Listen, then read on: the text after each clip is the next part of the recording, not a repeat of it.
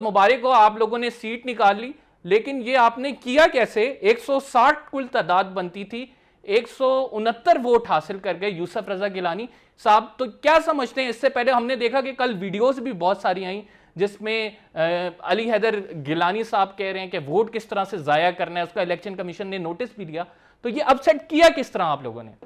देखिए, सबसे पहले तो मैं मुबारकबाद दूंगा अपने दोस्त भी और सीनियर भी यूसुफ रजा गिलानी साहब को, पाकिस्तान पीपल्स पार्टी की पूरी फैमिली को, आसिफ अली जरदारी साहब को, चेयरमैन बिलावल भुट्टो जरदारी को, कि एक बड़ी अच्छी मूव थी और पीटीएम के साथ मिलके अनहोनी एक चीज नजर आ रही थी लेकिन हो गई।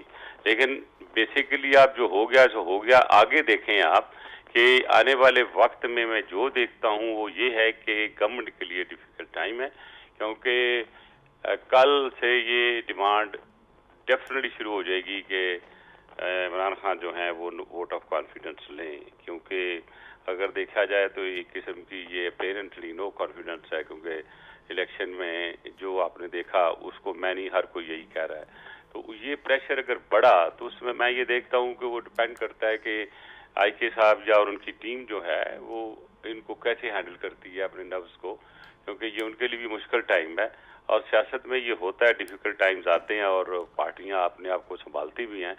आप देखते हैं कि क्या इमरान खान साहब वोट ऑफ कॉन्फिडेंस से लेना चाहेंगे, क्या वो कल असेंबली के सेशन में आएंगे, और अगर ये डिमांड होती है कि वोट ऑफ कॉन्फिडेंस लें और वो ले लेते हैं तो ज़रा दूध का दूध पानी का पानी हो जाएगा। अगर नहीं लेते तो मेरा ख्याल उनके लिए वहाँ पे असेंबली में बैठना मुश्किल हो जाएगा, क्योंकि फिर पीडीएम और दूसरे जो ओपोनेंट पार्टीज हैं वो यही नारा लगाएगी कि वोट ऑफ कॉन्फिडेंस लें। मलिक साहब, दो तीन बड़े अहम सवाल हैं। एक तो आप लोग क्या समझते हैं आपकी जीत की वजह क्या बनी? एक वजीर ख़जाना जो कि जिस पे हुकूमती अरकान, उनके अपने अरकान अगर देखें 16 वोटों की कमी है, 180 वोट्स थे जिसमें कोलिशन ने, इत्तेहादियों ने बाकायदा प्रेस कॉन्फ्रेंस की थी कि उनका साथ देंगे।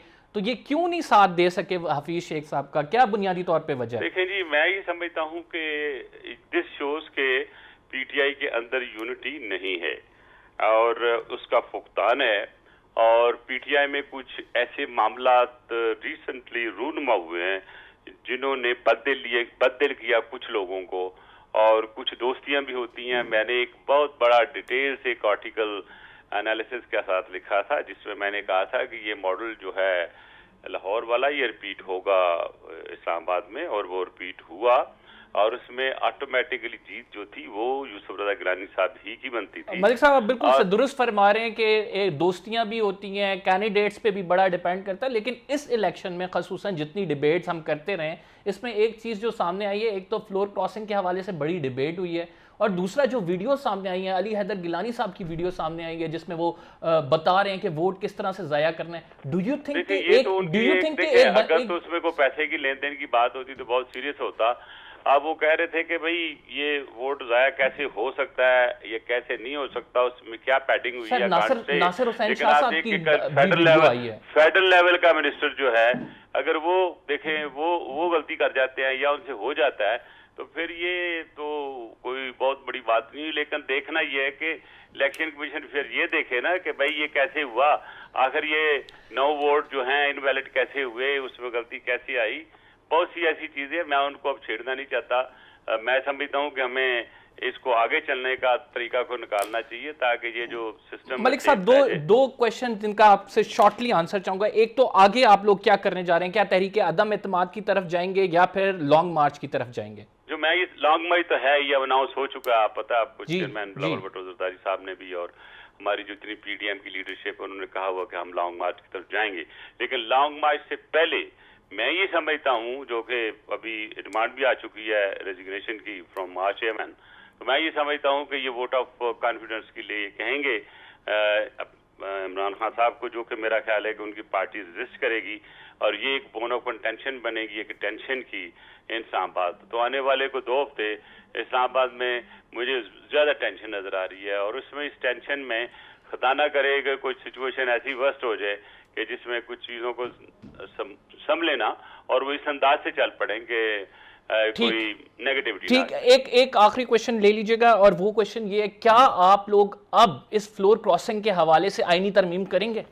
دیکھیں جی اگر کوئی حکومت موو کرتی ہے تو who will not like to do it, لیکن آج کی ڈیٹ میں حکومت نے تو پہلے بھی کیا تھا نا، آج کی ڈیٹ میں فلور کراسنگ اگر کوئی ووٹ کسی کو دیتا ہے تو اس کو سزا نہیں ہے، کوئی ڈی سیٹ نہیں ہو سکتا. تو بہرحال اگر اب بھی حکومت ریئلائز کر لے، اور جو میرا پہلی ایک آفر تھی اس وقت عمران خان صاحب کو کہ ایگو کو ایک سائڈ پہ چھوڑیں، ساری پارٹیوں کے ساتھ بیٹھیں ملیں اور ورک آؤٹ کہ وہ کون سی نیگیٹیوٹی ہے، یہ پاکستان کے لیے کون سی چیزیں وہ کرائسس ہیں، ان کو بیٹھ کے ایک کلیکٹیو سوچ کے ساتھ جس میں اپوزیشن بھی اور گورنمنٹ کٹھی بیٹھ کے کوئی رائے عمل نکالے قوم کی نجات کے لیے. مہنگائی سے بہت سے ایشوز ہیں، I don't want to say it at this point of time. بہت بہت شکریہ سر ہمیں ٹائم دینے کے لیے. رحمان